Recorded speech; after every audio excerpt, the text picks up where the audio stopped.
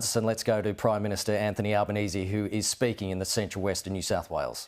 And the impact that floods are having on Forbes and on the surrounding community here in Western New South Wales, but also to say thank you. Thank you to our emergency services personnel. Thank you to our volunteers through the SES. Thank you for all of those Australians who are showing once again that at the most difficult of times, Australians show their true sense of character, helping each other out, standing with each other in support of their communities. And this community, of course, has been heavily impacted by this event, not just in terms of people having flooding of their houses, but also the ongoing impact that it will have. It will have an impact on infrastructure, including local roads. It will have an impact as well on the farming community. This is a great agricultural region. And one of the tragedies confirmed yesterday when I was in Victoria is that we're expecting bumper crops. And many of those, of course, have been devastated and ruined by the flooding event that we're seeing. I do want to say that we are living in very dangerous times in the days and weeks ahead. What we have is a potential of further rain events here in Western New South Wales, further rain events in Victoria and in Tasmania, all of them combining and having an impact, because you essentially have a single drop of rain has nowhere else to go except stay on the surface because of the flooding that has occurred over a period of time. And that's why my government stands ready to provide whatever support is requested in cooperation with state and local government and in cooperation with local communities as well to build resilience and to build support. I do want to also, though, to give people a reminder to follow the advice that comes from the experts.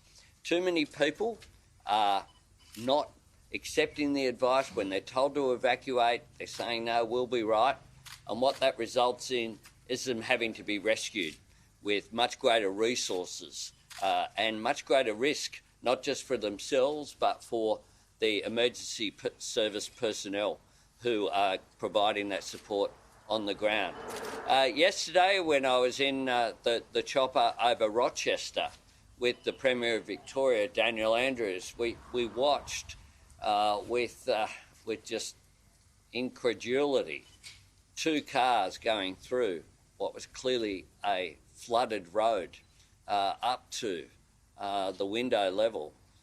That makes no sense. Do not take a risk. If it's flooded, forget it.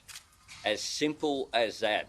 And please, for your own sake, for the sake of your family and friends, it's just not worth the risk. Because you don't know, it might look okay. It might look as though the waters are only a metre deep.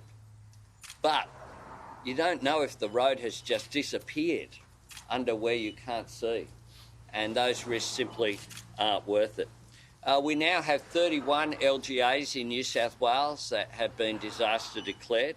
The disaster recovery allowance is flowing through to eligible people and will continue to make that available. There are 12 areas in New South Wales that are under flood warnings as we speak. In Victoria, towns including Shepparton and Echuca are under real pressure. People have been magnificent sandbagging, as we heard here today.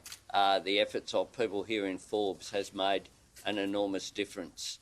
But there is further rain expected later this week, so it remains a very dangerous situation. We've been in discussions with Victoria overnight about the clean-up and about further assistance that will be made available there. Here, very early on, immediately, we made helicopters available for New South Wales for assistance in the end.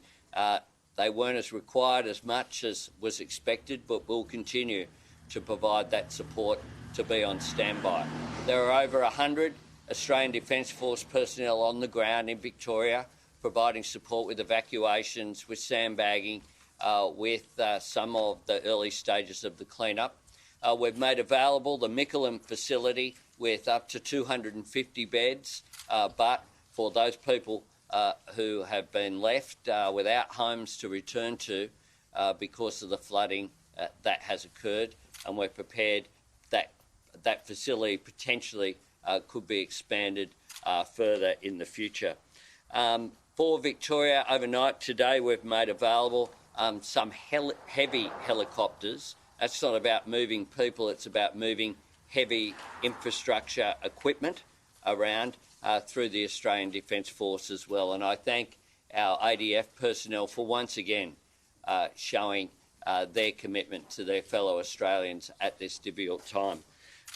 The work that will continue to take place is work that is certainly beyond politics. It's about Australians pitching in, and we'll continue to pitch in. I hope to visit Tasmania as well this week, as well as the visits I've had in Victoria and New South Wales to see firsthand exactly what's needed, to talk to people on the ground, to thank them,